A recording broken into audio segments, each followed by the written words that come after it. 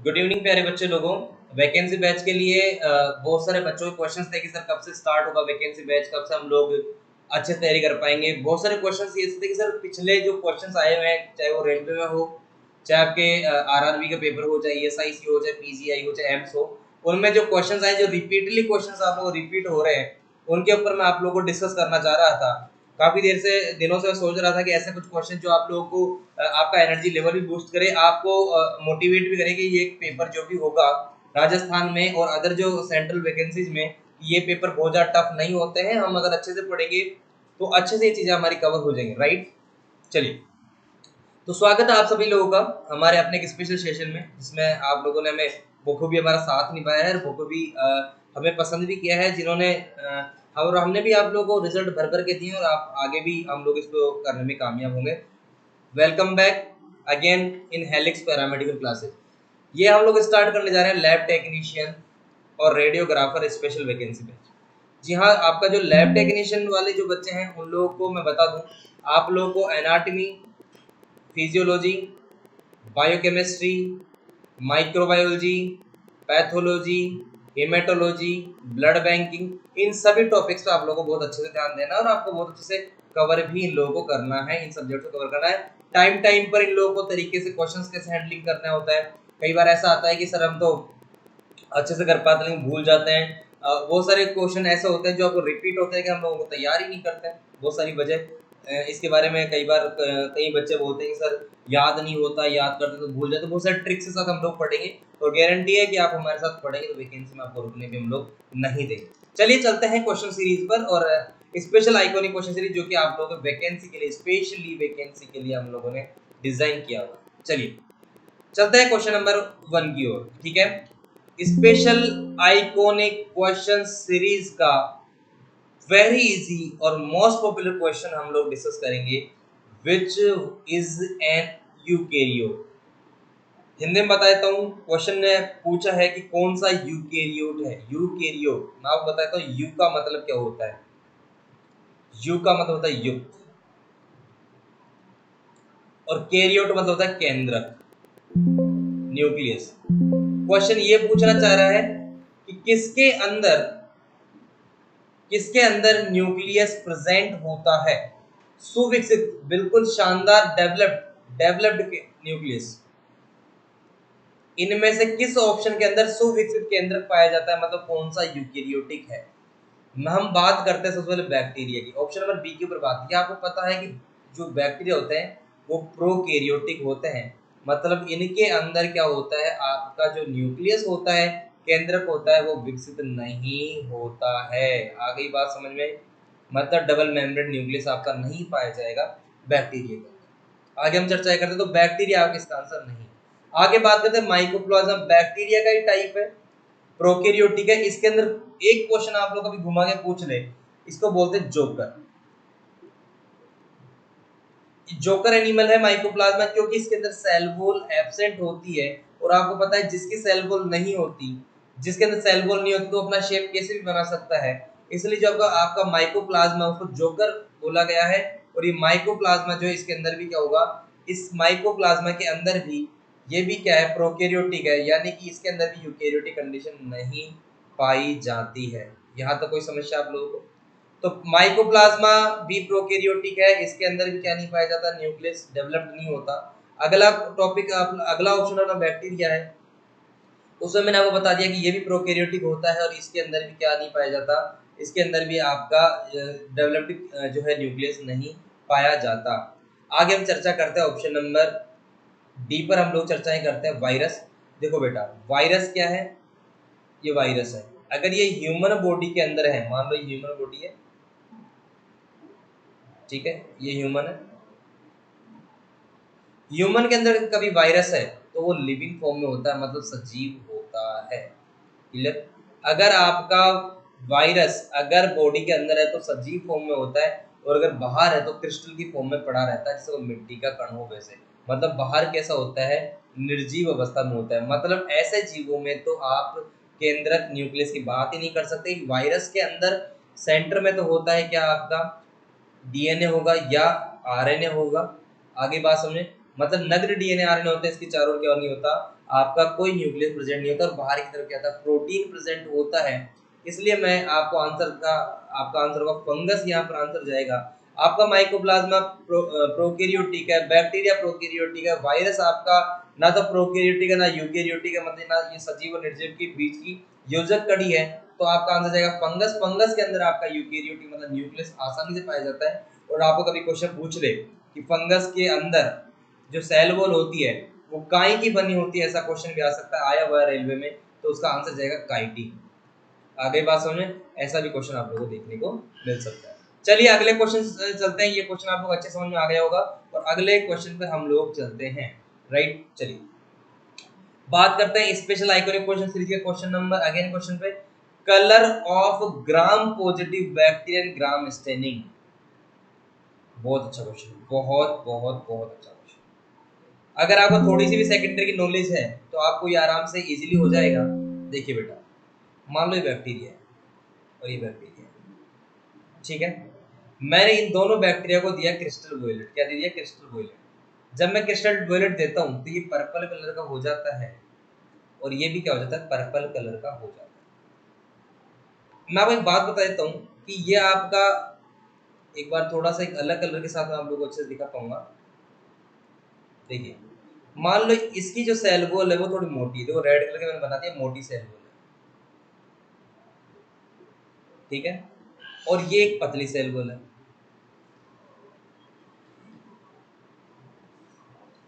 जिनके अंदर मोटी सेल वॉल पाई जाती है उन्हें बोलते हैं ग्राम पॉजिटिव बैक्टीरिया।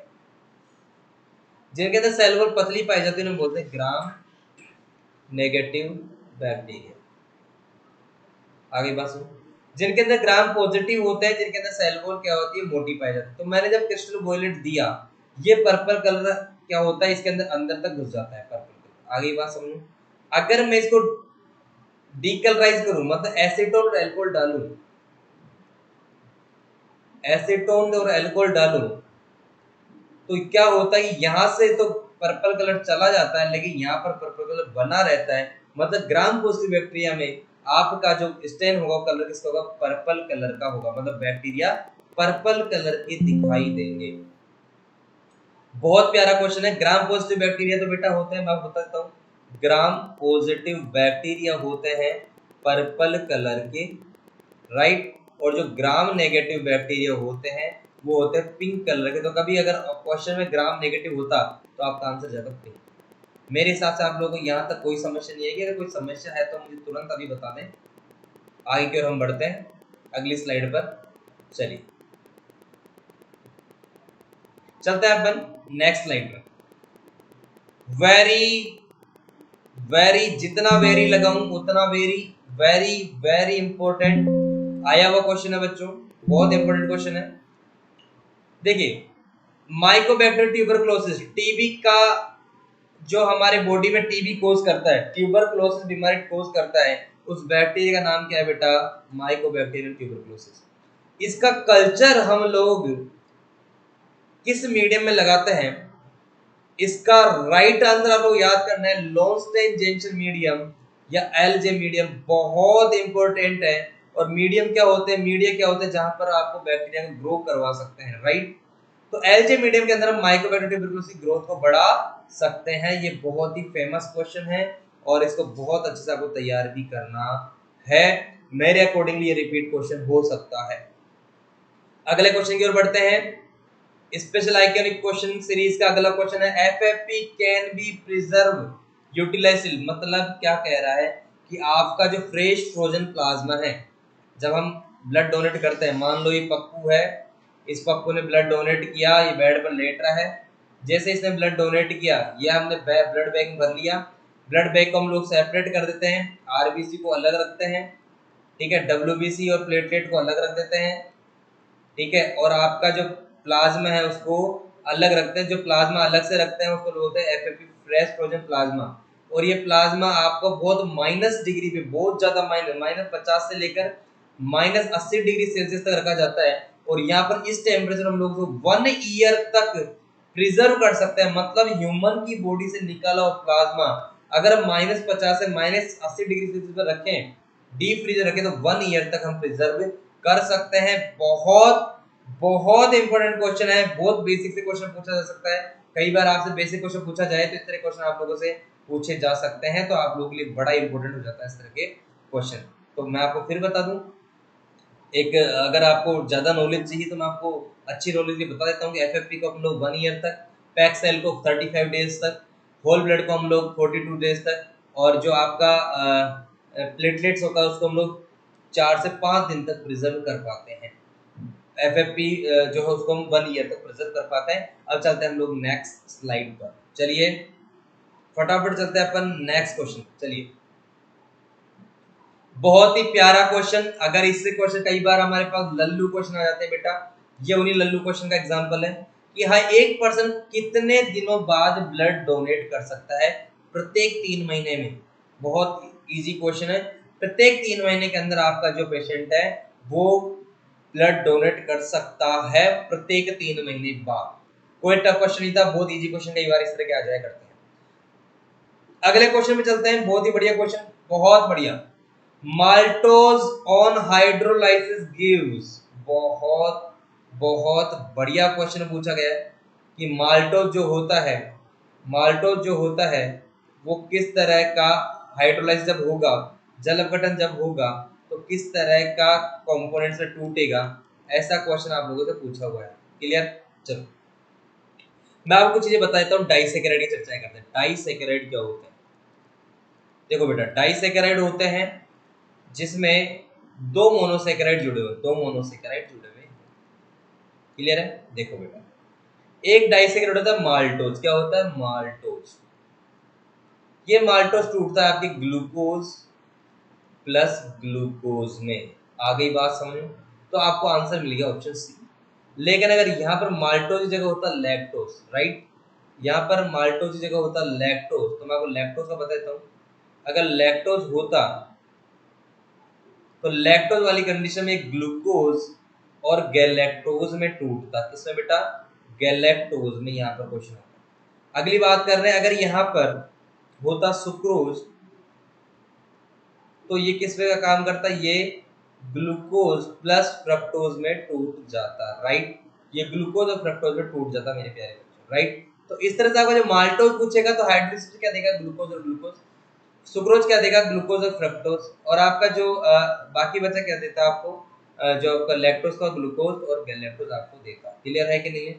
आगे की क्वेश्चन सीरीज पे चलते हैं, आगे क्वेश्चन चलते हैं। बहुत इंपॉर्टेंट क्वेश्चन ये था अपने हिसाब से, बहुत important, very important question. Inulin क्या है बेटा? इनुलिन कार्बोहाइड्रेट है। और मैं आपको बताता हूँ कि इनुलिन से ये क्वेश्चन नहीं आएगा। अगर क्वेश्चन घुमा के पूछे तो जीएफआर होता है ग्लोमेरुलर फिल्ट्रेशन रेट। इसको प्रॉपर्ली डायग्नोज करने के लिए, चेक करने के लिए, मतलब किडनी की कंडीशंस को चेक करने के लिए, ग्लोमेरुलर फिल्ट्रेशन अच्छे से काम कर रहा है या नहीं कर रहा, उसको चेक करने के लिए हम लोग इनुलिन का सेवन करते हैं। क्योंकि इनुलिन का कोई डाइजेशन नहीं होता।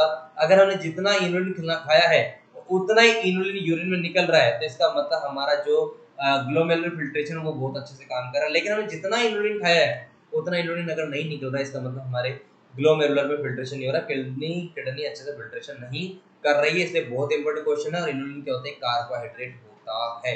बहुत इंपॉर्टेंट क्वेश्चन। अगली स्लाइड में चलते हैं बच्चों। नॉर्मलता, नॉर्मेलिटी एक्सप्रेस। देखो नॉर्मेलिटी, नॉर्मेलिटी क्या होता है बताते हैं। नॉर्मलता, नॉर्मलता होता है ग्राम तुल्यांक, ग्राम तुल्यांक पर लीटर। तो इसकी जो यूनिट क्या हो जाएगी? ग्राम इक्विवेलेंट पर लीटर हो जाएगी। तो इसका जो आंसर जाएगा वो जाएगा बी। आई बात समझ में? बहुत बढ़िया, बहुत बहुत बढ़िया, बहुत बढ़िया। अगर ये क्वेश्चन नॉर्मेलिटी से ना होकर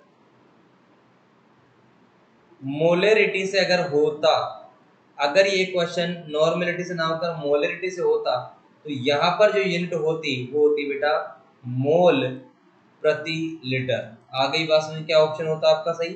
मोल पर लीटर। अगर मोलरिटी क्वेश्चन में होता तो मोल पर लीटर होता, अगर नॉर्मेलिटी क्वेश्चन तो ग्राम इक्विवेलेंट पर लीटर आपका ऑप्शन सही जाएगा। अगले क्वेश्चन की ओर चलते हैं अपन लोग। चलिए, बहुत इंपॉर्टेंट है भाई, छोटे छोटे क्वेश्चन हम लोग छोड़ देते हैं। तो बात करेंगे फादर ऑफ ब्लड सर्कुलेशन। आ रही बात समझ में? फादर ऑफ ब्लड रक्त परिसंचरण तंत्र की डिस्कवरी किसने करी, किसने खोज करी? आंसर आएगा William Harvey. Very important question है, आरआरबी में पूछा जा चुका है, रेलवे में क्वेश्चन पूछा जा चुका है। कोल्ड लैंड सिस्टम ने किसकी खोज की? एबीओ ग्रुप सिस्टम की खोज, एबीओ ब्लड ग्रुप सिस्टम खोज किसने करी थी? कोल्ड लैंड सिस्टम ने।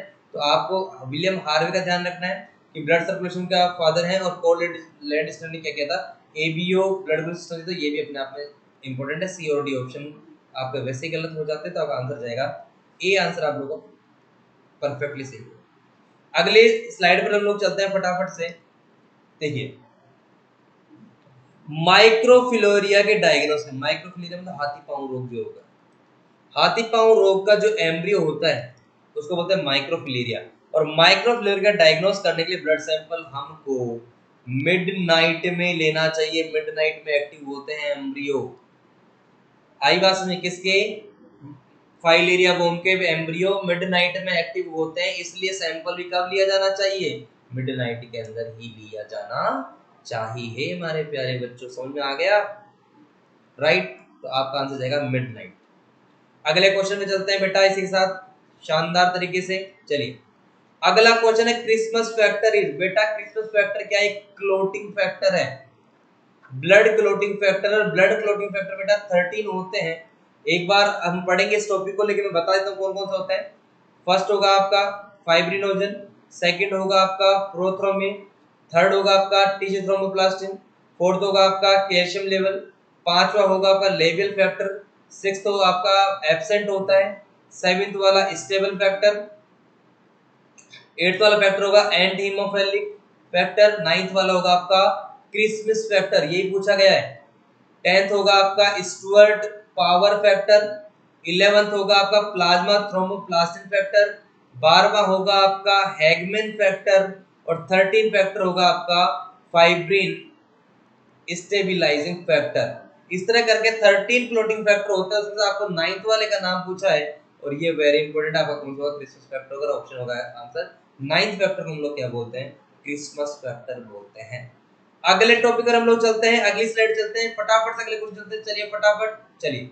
Normal value of thrombin time पूछा हुआ क्वेश्चन है। Right answer will be 11 to 15 second. कई बार 12 से 16 दिया हुआ है वो भी चलेगा, कई बार 12 से 18 दिया होता है वो भी चलेगा, बट यहाँ पर जो राइट आंसर जा रहा है आप लोग ऑप्शन के अकॉर्डिंगली, तो राइट आंसर होगा आप लोगों का क्या? 11 to 15 सेकंड। क्लियर है? चलिए आप लोगों से मैं और चर्चा करना चाहता हूँ।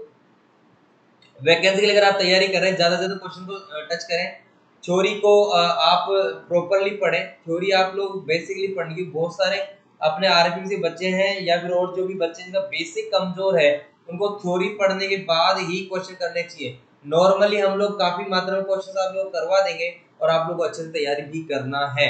इसी के साथ में आपका खत्म होता है वे बच्चे जो कि वैकेंसी बैच ज्वाइन करना चाहते हैं ऑनलाइन, या ऑनलाइन क्लास अगर डिजिटल बोर्ड पे भी होगी, इस तरह से क्रोमा बोर्ड पर भी मिल जाएगी, और आपको व्हाइट बोर्ड पर भी मिल जाएगी।